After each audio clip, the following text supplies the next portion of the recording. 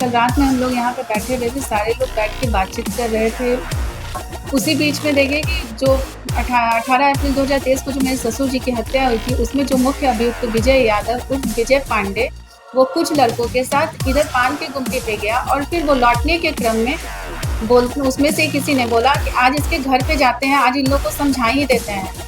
तो उसमें एक ने दूसरे ने बोला कि नहीं नहीं कैमरा लगा हुआ है, और फिर गाली वाली देते हुए वो लोग। सीसीटीवी के माध्यम से आप लोगों ने देखकर समझ लिए होंगे कि ये मामला जो है अपराध का है। एक परिवार होता है और उस परिवार को लगातार आए दिन तंग किया जाता है, और ये तंग करने वाले कोई छोटे लोग नहीं है, ये भू माफिया टाइप के लोग हैं, और सरकार के द्वारा, कानून के द्वारा इन्हें स्वघोषित अपराधी मान लिया गया है। इनमें तमाम बड़े बड़े एक्ट जो है इनके ऊपर लगा है, तब भी ये लोग पैसे के दम पे बाहर घूम रहे हैं। ऐसा मैं नहीं कर रहा हूं, आप लोगों ने वो सारी चीजें देखकर, और पेपर का कटिंग मैं लगा चुका हूं जो आप लोग देख रहे हो।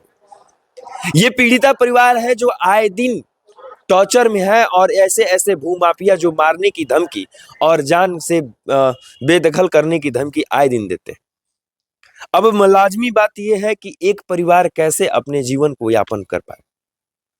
ये हमारा जो समाज है, इसमें बड़ा बनना भी एक पाप है। अगर आप थोड़ा बड़ा हो गए हैं तो आपको जीने का अधिकार इस समाज में नहीं है, क्योंकि ऐसे ऐसे भूमाफिया जो हैं वो आपको तंग करेंगे और आपको जान से मारने की धमकी देंगे। कल रात में हम लोग यहाँ पे बैठे हुए थे, सारे लोग बैठ के बातचीत कर रहे थे।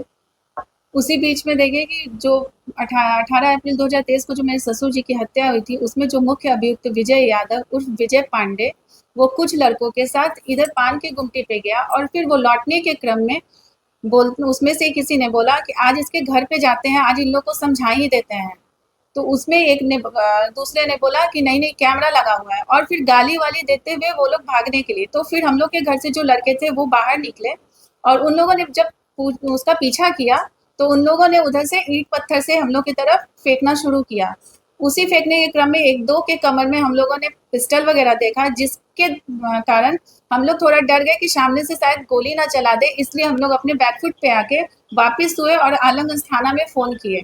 लेकिन आलमगंज थाना से जिप्सी आई, और तो और वो हम ही लोग को समझा के कि अभी आप केस मत करो, आपका केस कन्विक्शन पे है, ट्रायल पे है, आपका केस वेक हो जाएगा। तो मैंने भी कहा कि सर हम लोगों के पास प्रमाण है कि उन लोगों ने ऐसा ऐसा किया है। तो भी उन्होंने कहा कि आप लोग समझ नहीं रहे हो बात को, और एक भी जिप्सी या एक भी थाना के कोई भी सदस्य ना उसके घर पे जाके छानबीन किए। उस समय अगर जाते तो शायद उसमें से कुछ लड़कों की बरामदगी भी होती, लेकिन उन लोग नहीं गए।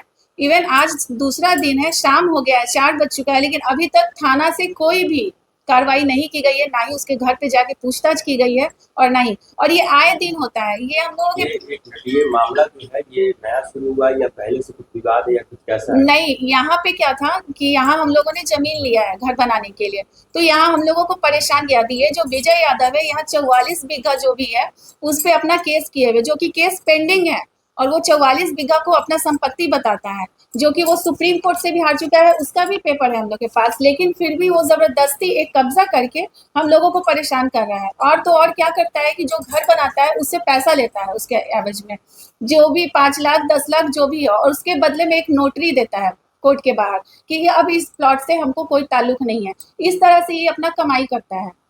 तो जस्ट लाइक ये जमीन के खरीद बेच करते हैं, यही? कौन? विजय यादव नहीं, खरीद बिक्री नहीं करते हैं, बस अवैध कब्जा करके लोगों को परेशान करके बस उस जमीन को अपना डील करते हैं। इधर प्रशासन से आप लोगों ने सुरक्षा मांगी? हाँ, प्रशासन से। इवन मेरे फादर इन लॉ जो थे वो भी कितनी बार सुरक्षा मांगे थे, लेकिन उनके प्रति भी कोई भी कार्रवाई नहीं की गई। लास्ट में झूठे मूठे केस भी फंसाया गया। 2022 में हरिजन एक्ट लगाया गया। हरिजन एक्ट किस समय, जब प्लॉट पे स्टे लगा हुआ था, वो भी कोर्ट के द्वारा। उस समय अनिल सिंह, रंटू सिंह, ये सब आके यहाँ पे प्लॉट पे घेराबंदी चालू किया, जिसमें पापा, मेरे पति और 2-3 लोग थे। वो लोग आए मना करने के लिए कि अभी ऐसा कैसे, पेपर मेरे पास ही ये है वो है। तो इन लोगों के द्वारा, थाना के द्वारा क्या कहा गया कि नहीं नहीं, आप लोग थाना पेपर लेके आओ, वहां समझाना, और वहां ले जाके इन दोनों को बंद कर दिया गया हाजत में। और पूरे 24 घंटे पे इन लोगों को वहां से रिलीज किया गया। इवन चालान करने का इन लोगों का मनसा था। लेकिन उस समय मैंने क्या किया कि एसएसपी, डीएसपी, जहां भी मुझे लगा कि फोन करना चाहिए, वहां फोन करके सारे जगह ये चीज, उस समय डीएसपी अमित सरन थे, उन्होंने बाद में ये चीज बोला कि हाँ गलत हुआ है आप लोग के साथ, और देन थाना से हम लोग को बेल बॉन्ड फर्स्ट साइन करवा के वहां से छोड़ा गया था। आप कहाँ रहती हैं? हम भी यहीं पे रहते हैं, मतलब संचा मंदिर के पास। जी, आपने क्या देखा? हम भी यहाँ पे जमीन लिए हैं, तो आधा कट्ठा जमीन लिए हैं, पेपर वगैरह सब कुछ देख के सब कुछ सही लगा, उस हिसाब से लिए हैं। लेकिन जमीन जब घर बनाना चाह रहा है तो वही दिक्कत आ रहा है कि नहीं बना आप भी सकते। वहीं से जमीन ली? हाँ नहीं, हम लोग मतलब आपको जिनका भी वही जमीन- परेशान कर रहे हैं? हाँ परेशान है। आपने कंप्लेन की कभी? नहीं, फिलहाल अभी कंप्लेन तो नहीं किया था। इन लोग से बात की कि हाँ इस तरह का है, तो बोले ठीक है चल रहा है केस वगैरह, यही बताए हमको। मतलब कुल कहने का मतलब ये है कि ये कहानी है जो है, ये मतलब जो भी चीजें ये शुरू से चली आ रही है, और हाँ। मतलब आपके ससुर जो भी तंग किया गया था, हाँ। लेकिन उनकी हत्या हुई ऐसा कुछ आप लोग बता रहे थे? हाँ, कैसे? 18 अप्रैल 2023 को दिन दहाड़े, घर हम लोग का यहाँ पे घर बन रहा था, उस बीच में पापा यहाँ आए थे कुछ पेमेंट वगैरह रिलीज करने के लिए। उस बीच में यहाँ कैमरा लगा हुआ है मंदिर के गेट पे, इन्होंने अपना कैमरा, जबकि घर इसका बहुत पीछे है, लेकिन कैमरा यहाँ लगा हुआ है, और वो सार्वजनिक कैमरा नहीं है, उसका डीवीआर वो अपने घर में रखता है और वहां से सारा रेकी करता है। यहीं पे शूटर था, और वो आके दिन दहाड़े मेरे ससुर जी की हत्या करके चला गया। लेकिन उस दिन भी प्रशासन ने कुछ सहयोग नहीं किया। रात के शाम में 4 बजे ये घटना हुई थी, लेकिन रात के 11-12 बजे तक इन लोग सिर्फ एफआईआर ही लिख रहे थे। ऐसे में आप लोग रहती कहाँ हैं?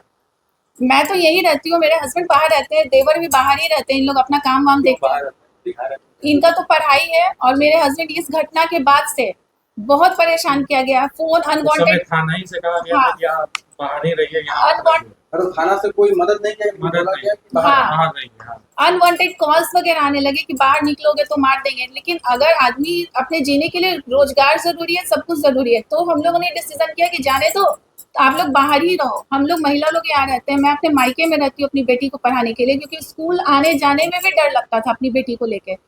यहाँ मम्मी का पैर अभी फ्रैक्चर हुआ है, तो मेरे हस्बैंड आए थे उनको देखने के लिए। जब से वो आए हैं तब से देख रहे हैं कि लड़कों का आना जाना, गाली वाली, ये सारा चीज शुरू था। आज इसी डर के कारण से प्रशासन से यही सहयोग चाहते हैं कि जब इसका एक आपराधिक इतिहास रह चुका है, मेरे पास सारा प्रमाण है, तो एटलीस्ट ये रहा उसका आपराधिक इतिहास। आलमगंज थाना में बस इसके ऊपर इतने सारे केस हैं, अगम कुआं थाना में भी इसके ऊपर सारे केस हैं, इस पे रेप केस सारा कुछ लगा हुआ है। इवन एक टाइम में इस पे सीसी एक्ट भी लगा हुआ है। आज भी ये क्या करता है कि बस लोगों को परेशान करके पैसा लेता है, और पैसे के बदले में लोगों को एक एनओसी देता है कि आप अब इस जमीन पे आप ऑथराइज हो, आप घर बना सकते हो। यानी पूरी तरह से जबरदस्त हाँ, जबरदस्ती। आप लोगों ने मुंह क्यों बांध दी वीडियो में आने का सोचा? बस एक डर है कि हम लोगों के फेस अभी भी डर है, प्रशासन की मदद नहीं कोई मदद नहीं कर बहुत रही है। ज्यादा डर है हम लोग को। थाना जाते हैं तो थाना में यही बोला जाता है कि झूठे मूठे केस, बैटरी चोरी। अभी भी हम लोग को ये डर है कि हम लोग कहीं बाहर जाएं, अगर आपके माध्यम से, आपके चैनल के माध्यम से वो लोग भी देखेंगे आपका वीडियो, तो उस समय हम लोग को डर है कि हम लोग कहीं बाहर जाएंगे तो हम लोग भी हमला हो सकता है, हम लोग के साथ भी कुछ हो सकता है।